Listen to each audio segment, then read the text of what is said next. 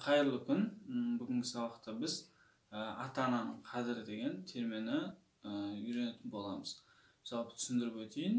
Бұл бізде жалпы 12 куплеттен тұрады. 4 қатардан бөлінген кезде бізде 12 куплеттен тұрады.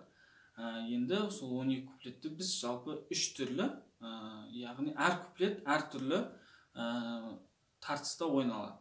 Біз сол 3 куплетті үйрену арқылы 12 куплетті сол үйренген қағыстарымыз арқылы үйрене алады екенбіз.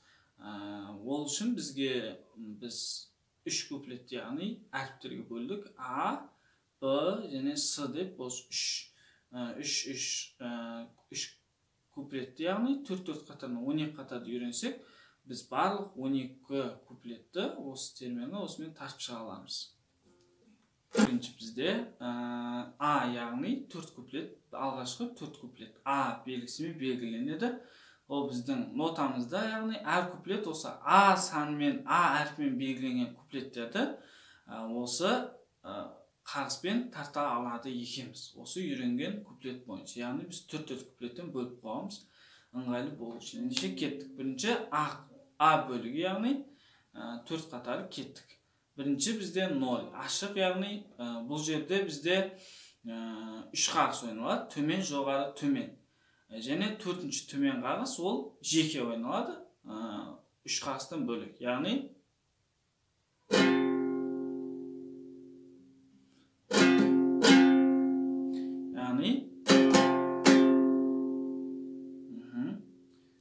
одан кейін келесі бізде төмен, келесі 2 жоғары. Осы ашықпен бірге ойналады. Келесі 3-ші перне 2-ші созақпен төмен, жоғары. Қосайық осыны.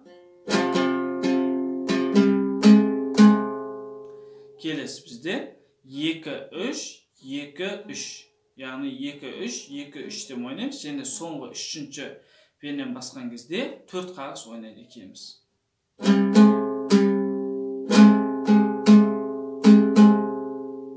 Бізде екінші қатарымыз ол екінші пернеде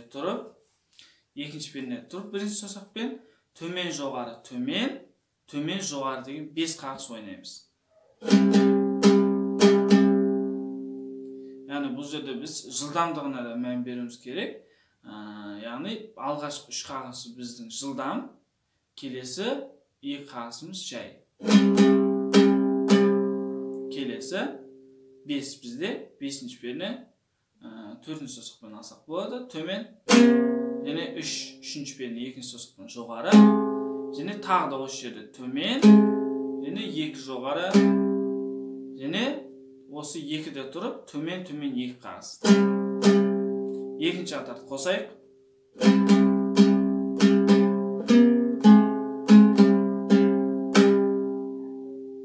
Келесі бізде 3-ші қатарымыз ол 2-3-5, яғни алма-кезек 3 қағыс ойналады. Яғни 2-3-5 жылдам ойналады. Келесі бізде 5, ол 2-ші созақпен түсеміз. Және осы жерде тұрып 4 қағыс қағамыз. Төмен, жоғары, төмен, төмен. Келесі бізде 3-ші перне төмен, және 5 жоғары, және 3 қайтадан төмен, және 5 төмен. Яғни 3-5, 3-5. 3-ші қатарды қайталаймыз.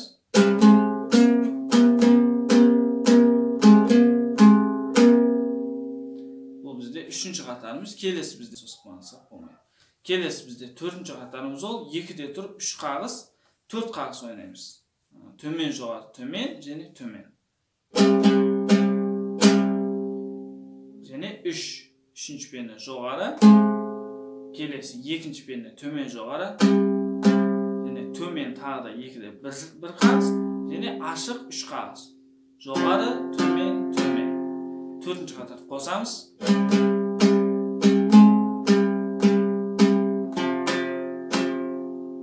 Бұл бізде А бөлігіміз, яғни А бөлігіміздің бұл 1 куплет, яғни 4 қатар. Осыны қайталаймыз, және термеміздің жаңағы нотада көрсетілген қай жерде А куплет кездеседі, осыны қайталап кетеміз ретімен. Келесі бізде Б. Яғни Б тағы да осындай 4 қатары. Оны тартамыз, кеттік. Б бөлігінің бірінші қатары бізде екінші пернемен басталады. Төмен, жоғары, төмен, 3 қағыс. Келесі үшінші перне төмен, жоғары, төмен. Және екінші перне төмен. Келесі бізде үшінші перне 3 қағыс төмен, жоғары, төмен. Және бесінші перне 1 қағыс төмен. Қайталаймыз.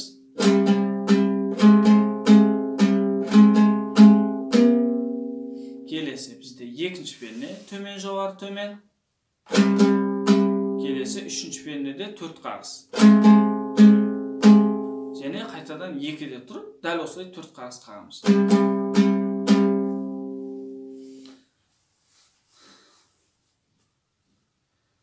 Келесі бізде Б бөлігінің үшінші қатары ол 2, 3, 5. Яғни бұл бізде қайталанған болатын А бөлігінде, соны қайталаймыз. Келесі 5, 4 қағыс. 3 төмен, 5 жоғары, 3 төмен, және 5 төмен. Бұл үшінші қатар. Қосамыз.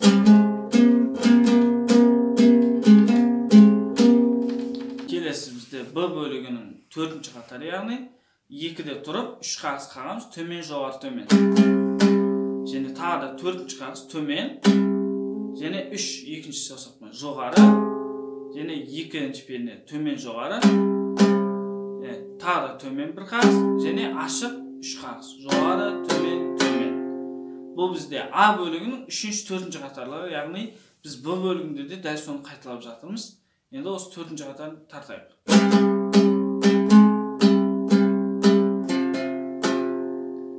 Бұнымен біттік. Жалпы бізде 8 қатар болды. Қазір үйренгеніміз. Енді бізде С бөлігі, яғни 3-ші бөлігі 4 қатар тағы да соны тартамыз. Ол бізде 2, 3, 5. Яғни 2, 3, 5. Яғни 5, 5, 5, 4 қағыс. Қағамыз.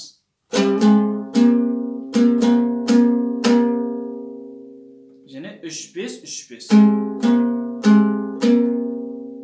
Қосамыз.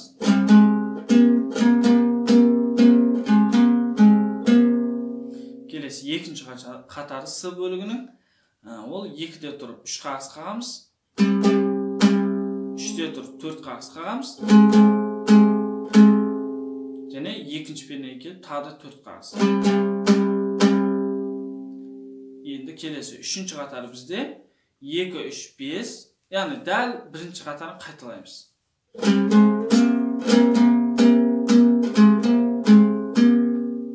Келесі бізде 4-ші қатары С бөлігінің соңғы 2-де тұрып 3 қағыс қағамыз, төмен, жоғары, төмен. Тағы да төмен 1 қағыс, 3 жоғары, 2-де тұрып 3 қағыс қағамыз, төмен, жоғары, төмен. Және 0 ашық 3 қағыс. Яғни 4-ші қатарын қосайық.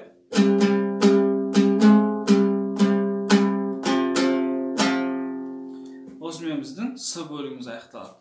Енді біздің мән беретін нәрсеміз ол А бөлігі. Мысалға былай алатын болсақ, бізде бірінші куплетіміз А болуы мүмкін, екінші бөлігіміз Б болуы мүмкін. Келесі үшінші қатарымыз, үшінші куплеті тағы да Б қайталануы мүмкін. Яғни А, Б, С деп қайталанып келмейді. Сол үшін біз осылай әріптермен белгілеп қоюды жөн көрдік, қателеспес үшін. Сол кезде оңай болады деген сенімдеміз. Біздің бұл жердегі басты үйренетін нәрсеміз ол А, Б, С бөліктерін нақты үйрену керек, және қайсысынан кейін қайсысы екенін жаттап алсақ, осы термені үйреніп шығамыз.